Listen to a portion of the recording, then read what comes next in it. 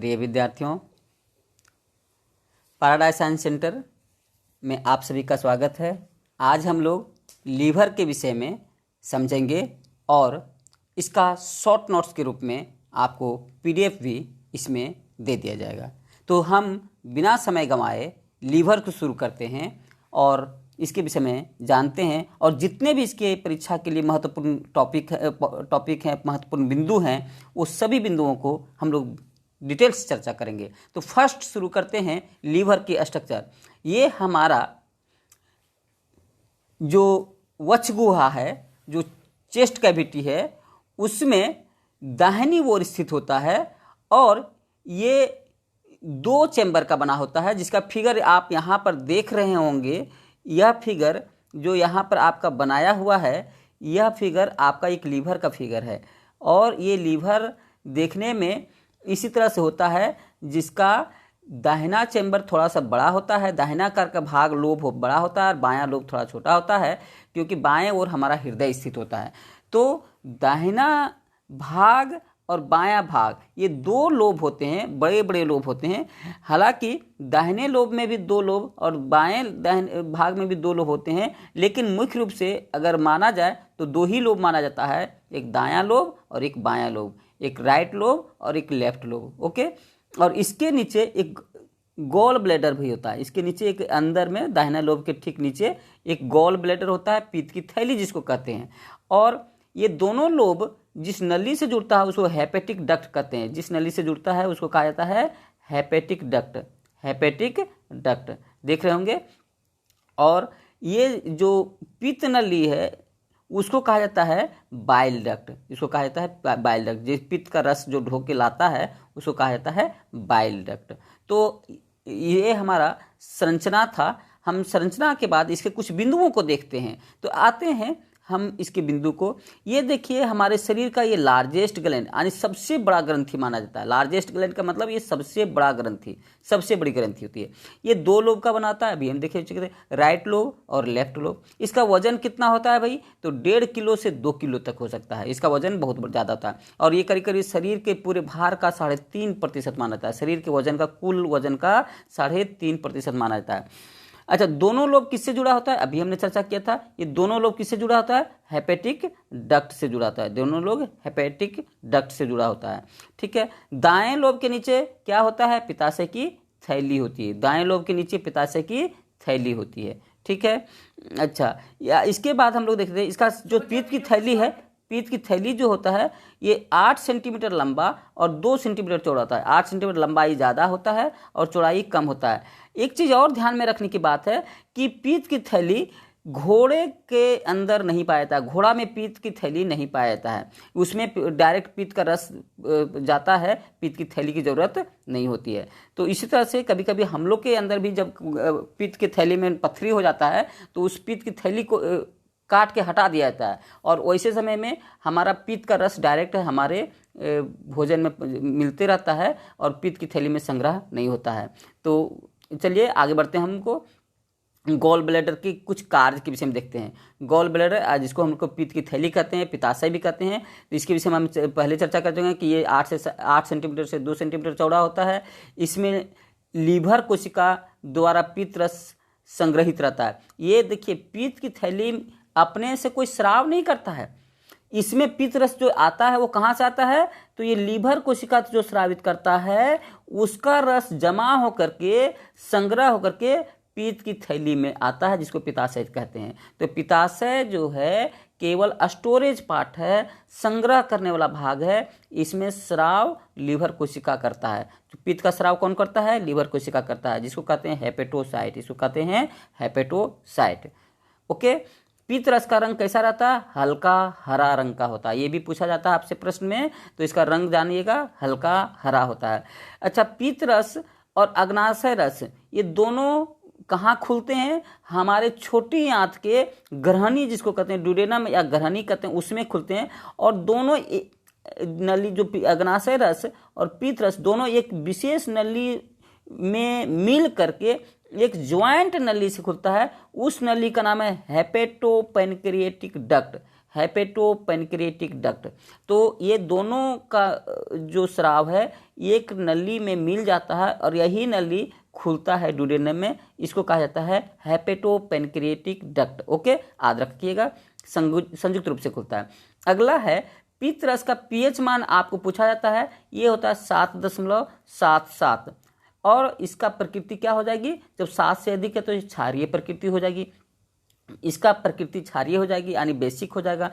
यह क्या करता है, यह एक देखिए 7.77 है, यह खुद एक उत्सर्जी पदार्थ है, ये ऐसा नहीं कोई विटामिन है, ऐसा नहीं कोई ये बहुत उपयोगी चीज़ है, लेकिन एक लीवर जो आरबीसी को तोड़ता है, जो बेकार पदार्थ बनाता है, वही बेकार पदार्थ या तरल पदार्थ को ही हम लोग पित्त कहते हैं। लेकिन यह पित्त भी हमारे लिए उपयोगी है, हालांकि इसमें कोई विटामिन से नहीं होता है, कोई एंजाइम नहीं होता है, कोई हार्मोन नहीं होता है, फिर भी यह हमारे लिए उपयोगी। इसमें क्या होता है, तो इसमें देखिए बिलिरुबिन होता है, इसमें बिलिवर्डिन होता है और इसमें लवण होता है। 3 चीज़ है, बिलिरुबिन, बिलिवर्डिन और लवण होते हैं, ठीक है।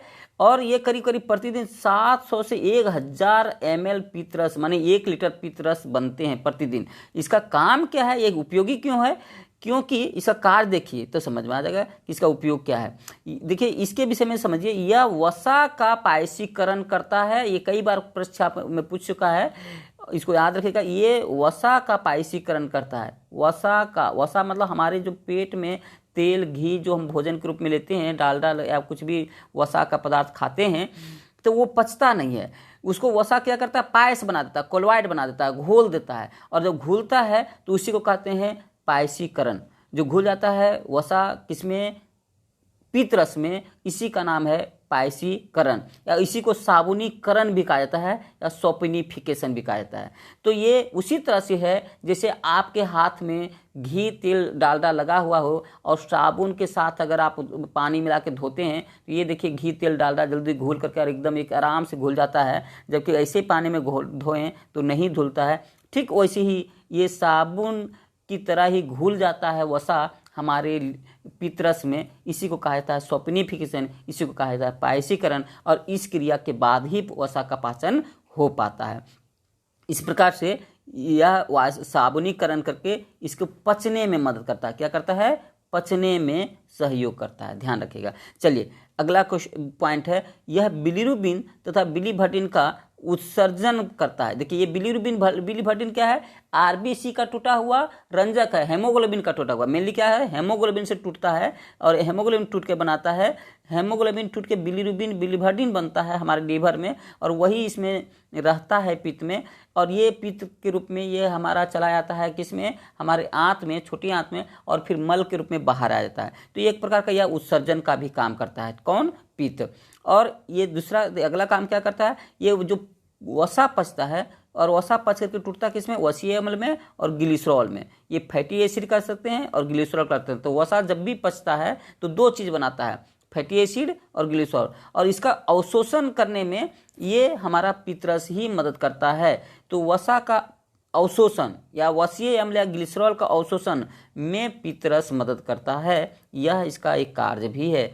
और अगला है, वसा में घुलनशील विटामिन के अवशोषण में मदद करता है। वसा में जो घुलनशील विटामिन होते हैं, कौन कौन घुलनशील हैं, तो याद रखिएगा, vitamin A, vitamin D, vitamin A, vitamin के, ये वसा में घुलनशील विटामिन हैं, और इसका अवशोषण हमारा पित्त रस के हेल्प से हो पाता है, क्योंकि ये पित्त में ही घुलता है, पित्त रस में ही घुलता है, और उसमें घुलने के बाद ये हमारा अवशोषण हो पाता है, अन्यथा उसका अवशोषण होना मुश्किल हो जाता है। कमला रोग के विषय में आप सुने होंगे, जॉन्डिस जिसमें हेपेटाइटिस भी कहा जाता है। तो कमला रोग जो होता है, इसमें अगर देखा जाए तो होता कुछ नहीं है, ये लीवर का एक सूजन है, लीवर में सूजन हो जाता है कभी कभी वायरल इन्फेक्शन हो जाने के कारण, जिसको हेपेटाइटिस कहते हैं, उसी को बोलचाल में जॉन्डिस भी कहा जाता है। उसमें सूजन हो जाता है, और सूजन होने से इसके जो पित्त का जो डक्ट होता है, बाइल डक्ट जिसको कहते थे, पित्त नली, वो भी सूजन होकर के फूल जाता है और बंद हो जाता है, जिसका स्राव रुक जाता है। और ये जो पित्त रस बनते हैं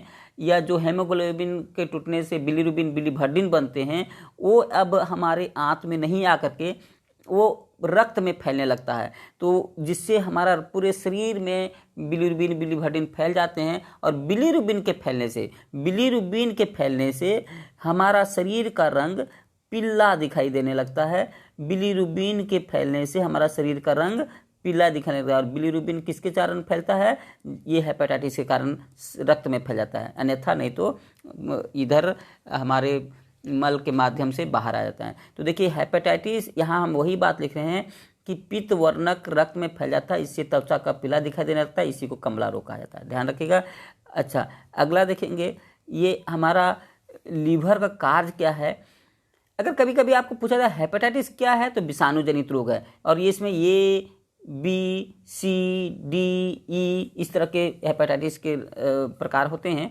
तो अब जनरली जो हम लोग को होता है हेपेटाइटिस ए होता है, और हेपेटाइटिस बी जो होता है वो एक काफ़ी गंभीर रोग है जिसका इलाज अभी जल्दी से नहीं हो पाता, लेकिन हेपेटाइटिस ए अपने आप ठीक भी हो जाता है कुछ दिनों के आराम से। तो चलते हैं लीवर का कुछ कार्य समझते हैं। लीवर का कार्य काफ़ी महत्वपूर्ण है, ये सबसे महत्वपूर्ण अंग माना जाता है शरीर का, क्योंकि इससे बहुत सारे काम होते हैं।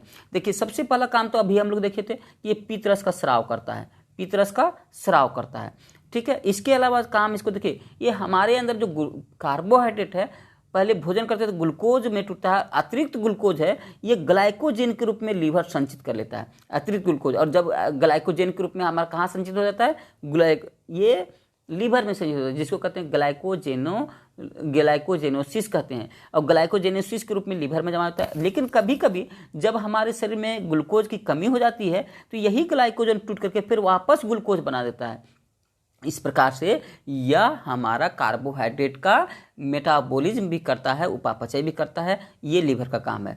अच्छा, अगला काम है ये वसा, विटामिन ए, डी, ई तथा विटामिन बी12 का संग्रह भी करता है। तो किसका संग्रह करता है? ग्लाइकोजन का संग्रह करता है, वसा का संग्रह करता है, vitamin A, vitamin D, vitamin E, vitamin B12 का स्टोर करता है लीवर।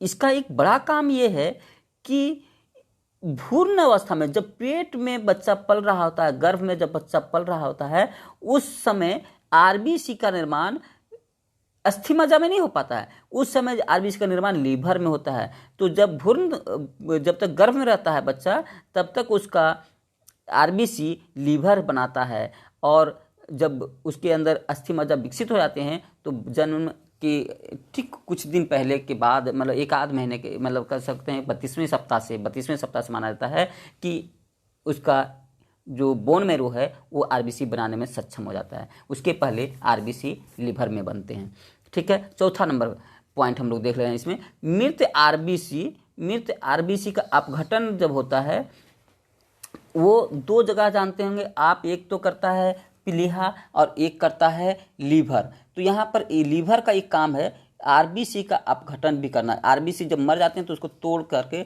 उसके उपयोगी जो पदार्थ हैं उसको अपने उपयोग में ले आता है, और बेकार पदार्थ को पीतरस के रूप में बाहर निकाल देता है। इसीलिए आरबीसी जो है, जो इसका आयरन जो उपयोगी पदार्थ होता है, हेम पदार्थ, उसको रख लेता है, और जो बेकार इसके ग्लोबिन भाग है उसको तोड़ करके बिलीरुबिन बिलीवर्डिन बना देता है, ठीक है। इसके जो बेकार ग्लोबिन को तोड़ करके बिलीरुबिन बिलीवर्डिन बनाता है, और जिसका आयरन पार्ट है, आयरन हेम भाग, तो जानते हैं हेमोग्लोबिन जो हेम और ग्लोबिन से बना रहता है, तो हेम भाग को रख लेता है, ग्लोबिन को तोड़ करके बेकार पदार्थ के रूप में निकाल देता है। ये इसका अपघटन करता है बेकार आरबीसी का, ठीक है।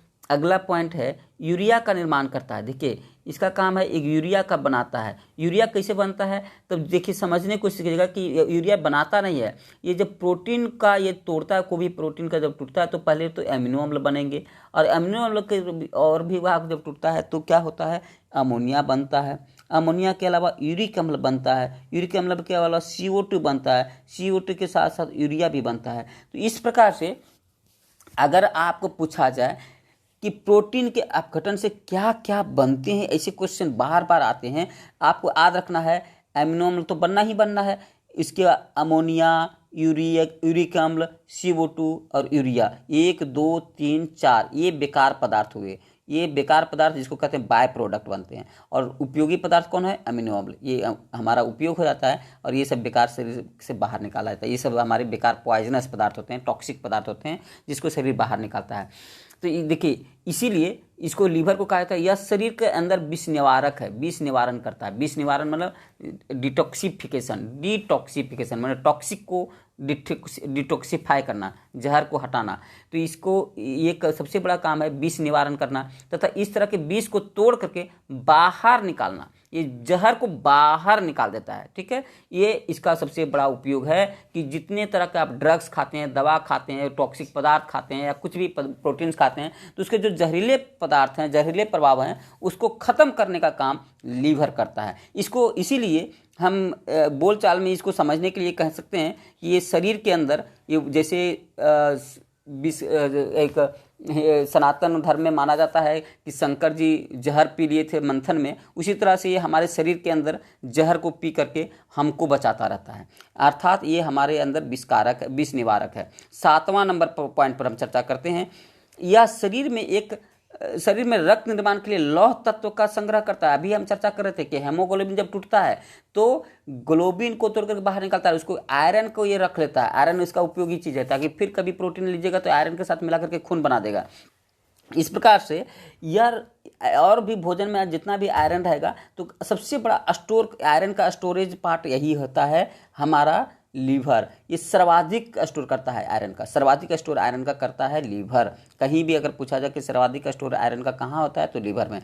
चलिए अगला पॉइंट है 8 नंबर, यह प्लाज्मा प्रोटीन। देखिएगा प्लाज्मा प्रोटीन मुख्य रूप से कौन, अल्ब्यूमिन, ग्लोबुलिन नहीं, मेनली अल्ब्यूमिन को plasma protein and clotting protein. Clotting मैंने कौन, क्लोटिंग प्रोटीन कहते हैं जो रक्त का थक्का जमता है, जिसमें मेनली थ्रोम्बोप्लास्टिन आता है, फाइब्रिनोजेन आता है, इस प्रोटीन का, तथा विटामिन ए का निर्माण करता है, जिसको कहते हैं सिंथेसिस करता है।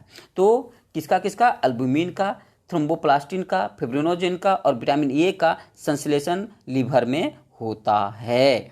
ठीक है, अगला पॉइंट हम देखते हैं, यह एक हेपारिन को बनाता है। हेपारिन के विषय में जानते होंगे कि रक्त के शिराओं में जो नस या धमनी रहता है, शिरा या धमनी रहता है, उसमें हेपारिन होने के चलते रक्त का थक्का नहीं जम पाता है।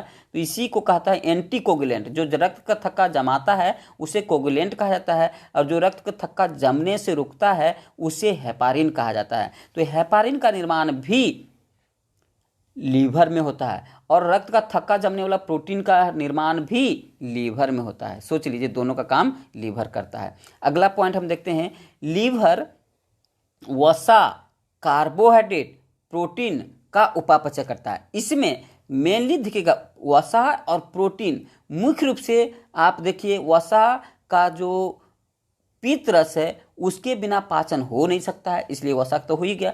प्रोटीन का आप अपघटन जो देखिए कि अमीनो अम्ल से urea, ammonia, uric acid, CO2 बनता है, ये तो जरूरी है। और कार्बोहाइड्रेट के रूप में देखें कि इसको ग्लाइकोजन के रूप में संचित करता है, और फिर जरूरत होता है ग्लाइकोजन से ग्लूकोज बनाता है। इस प्रकार से देखते हैं कि वसा, कार्बोहाइड्रेट और प्रोटीन तीनों का कंट्रोल हमारा लीवर अपने स्तर से करते रहता है। कम ज़्यादा, तोड़ना फोड़ना, ये सब काम लीवर करते रहता है, इसलिए इसको कहते हैं उपापचय की क्रिया कौन करता है, लीवर करता है। ठीक है, चलिए अगला क्वेश्चन है, अगला पॉइंट, सॉरी क्वेश्चन बनते हैं इसे, इसलिए हम क्वेश्चन भी बोल रहे हैं। लीवर में सर्वाधिक पुनर्जनन क्षमता होती है, ये कई बार पूछा जा सका है और बहुत ही इंपॉर्टेंट पॉइंट है।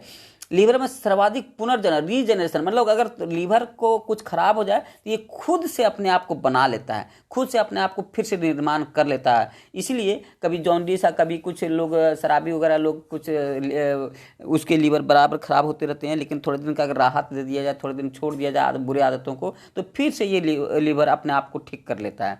इसलिए कभी कभी जॉन्डिस में कुछ खराब होता है तो कहते हैं भाई 6 दिन मसाला मत खाना, 6 महीने तक मसाला मत खाना, या 3 महीने तक मसाला मत खाना, 1 महीने तक मसाला, जैसा खराब रहता है वैसा बताता है डॉक्टर, क्योंकि उतने दिन में ये फिर से ठीक से हो जाता है। इसलिए पुनर्जनन की क्षमता सबसे ज़्यादा लीवर में होती है, बाकी सभी अंग इससे कम ही पुनर्जनन कर पाता है। चलिए अगला क्वेश्चन है कि लीवर सिरोसिस में लीवर कोशिका विघटित हो जाता है, और इसका मुख्य कारण शराब का सेवन होता है। अब एक पॉइंट आता है कि ये लीवर सिरोसिस क्या है। तो लीवर सिरोसिस कभी कभी क्या होता है कि जो अधिक शराब पीते हैं वैसे व्यक्तियों में देखा जाता है कि लीवर कोशिका टूटने लगते हैं और टूट करके लीवर का आकार बहुत छोटा हो जाता है, एकदम छोटा संकुचित हो जाता है। और इस तरह से लीवर का जो बेकार टूट करके थोड़ा संकुचित, उसमें आस्कार बन जाते हैं, दाग बन जाते हैं, कहीं कहीं गांठ बन जाता है और लीवर बिल्कुल खराब होता है। उस लीवर काम करने लायक नहीं रहता है, उसको कहा जाता है लीवर सिरोसिस। लीवर सिरोसिस एक खतरनाक रोग है और ये खास करके शराबी लोगों में होता है, शराब के सेवन से होता है। और लीवर सिरोसिस के चलते कितने शराबी लोग मरते हैं, ज़्यादातर जितने भी शराबी मरते हैं शराब पीने से, उसका मुख्य कारण देखा जाए तो ये एक सबसे मेजर कारण होता है लीवर सिरोसिस। ठीक है। और लीवर सिरोसिस में होता क्या है, तो लीवर के कोशिका टूट करके खत्म हो जाते हैं, जिससे लीवर काम नहीं करता है। ओके। इस प्रकार से हमारा लीवर सिरोसिस जो है एक प्रकार के कहा जाए तो हेपेटाइटिस से अलग चीज़ है, जो हेपेटाइटिस में भी हो सकता है, लेकिन हेपेटाइटिस ये अलग चीज़ है जिसमें लीवर के कोशिका पूरा तरह से टूट जाते हैं। चलिए अगला लास्ट पॉइंट 13 पॉइंट हम लोग देखते हैं कि अगर पूछा जाए आपसे कि जहर खाया हुआ व्यक्ति का जहर का पुष्टि कहाँ से होती है, तो जहर की पुष्टि लीवर से होता है। लीवर क्या करता है, जितने भी जहर का निवारण यही करता है, इसलिए लीवर जो है जहर की पुष्टि करता है। लीवर का जांच करेंगे तो वहाँ पता चल जाएगा आपको कि ये जहर खाया है कि नहीं खाया है। जब पोस्टमार्टम किया जाता है कभी कभी जहर खाया हुआ व्यक्ति का, तो लीवर से पता चल जाता है कि ये जहर खा के इसकी मृत्यु हुई है या बिना जहर का, इस तरह से। चलिए अगला है 14 पॉइंट कि लीवर पाचन के साथ साथ उत्सर्जी अंग भी है। ये देखिए, ये पाचन भी करता है और उत्सर्जन भी करता है। कैसे? अभी हम लोग देखे थे कि कार्बोहाइड्रेट का ग्लाइकोजन का ग्लूकोज इस तरह से बदलना, वसा का पाचन भी कर रहा है कौन, लीवर के चलते हो रहा है। पित्रस है तो पित्रस से लीवर वसा का पाचन हो रहा है। उत्सर्जी अंग भी है क्योंकि पित्रस में बिलीरुबिन बिलीवर्टिन के रूप में ये बाहर करते रहता है। अब ये भी देखिए प्रोटीन तोड़ता है तो क्या क्या बनाता है, अमोनिया यूरिया ये सब बनाते रहता है और यूरिया वर्ग पदार्थ को बाहर करता है। अच्छा, यूरिया का निर्माण भी कहाँ होता है, तो अगर कहा जाए यूरिया का निर्माण भी कहाँ होता है, तो हमारा लीवर में होता है। ध्यान रखिएगा, यूरिया का निर्माण भी लीवर में होता है क्योंकि यही तोड़ता है प्रोटीन का, इसलिए यूरिया भी यही बनता है। तो इस तरह से यानी ये उत्सर्जी अंग भी है और पाचन भी करता है। तो इस प्रकार से हम लोग देखें लीवर मेरा एकदम ही महत्वपूर्ण भाग है, जो कि पचाता भी है, रक्त भी बनाता है, यूरिया भी बनाता है, विष को भी हरता है और हमारे अंदर कितने तरह के जैसे थ्रोम्बोप्लास्टिन, फिब्रिनोजेन ये सब प्रोटीन को बनाता है, विटामिन का संचय करता है। ये काफ़ी उपयोगी अंग है। इसका बार बार परीक्षा में इस तरह के प्रश्न पूछे जाते हैं। इस टॉपिक को महत्वपूर्ण समझ करके पूरे पॉइंट के साथ आपका ये शॉर्ट नोट्स बनाया गया है। अगर आप चाहें तो इसके डिस्क्रिप्शन में इसका PDF का लिंक दिया हुआ है, आप इसे आप आवश्यकता समझें तो इसे डाउनलोड कर लें और इसको एक नोट्स के रूप में बना लें। इसके अंदर आप बहुत परीक्षाओं में देखेंगे घुमा घुमा कर इस प्रश्नों को पूछा जाता है। तो चलिए, हम समझ रहे हैं कि आपका ये काफ़ी उपयोगी लगा होगा और लीवर के विषय में अगर आप इतना जानते हैं तो लीवर से प्रश्न बिल्कुल ही नहीं छूटेंगे। काफ़ी उपयोगी टॉपिक है ये, काफ़ी महत्वपूर्ण पॉइंट हैं इसमें। अच्छा लगा हो वीडियो, और इस तरह से अगर आप वीडियो चाहते हैं, आपको लगता है आपके अगर उपयोग है, तो आप निश्चित रूप से इसे सब्सक्राइब कर लें ताकि मेरा डाला हुआ वीडियो आपको तुरंत पता चल सके। बेल आइकन दबा दें ताकि आप पर जैसे ही मैं वीडियो डालूं तो आप पर नोटिफिकेशन जाए और आपको ये पता चलेगा। इससे मैं यह प्रयास करता हूँ कि आप सभी को इसका एक नोट्स मिल जाए और सारे पॉइंट को भी मैं तेज़ी से क्लियर करके आपको ये बराबर ऐसे महत्वपूर्ण टॉपिकों को देता रहता हूँ। अभी खास करके RRB का एग्ज़ाम जो होने वाला है, NTPC और ग्रुप D और इस तरह की परीक्षा, उसके लिए ये विशेष रूप से एक श्रृंखला में चलाया हूँ। इस श्रृंखला के तहत प्रतिदिन मैं एक महत्वपूर्ण टॉपिक को पकड़ता हूँ और उसका शॉर्ट नोट्स तैयार करके आप लोगों को देता रहता हूँ। ये मैं सिलसिला चला रहा हूँ, आप लोग इसको प्रतिदिन एक आपको नोट्स मिलता रहेगा। धन्यवाद, थैंक यू आपको वीडियो वॉच करने के लिए। ओके,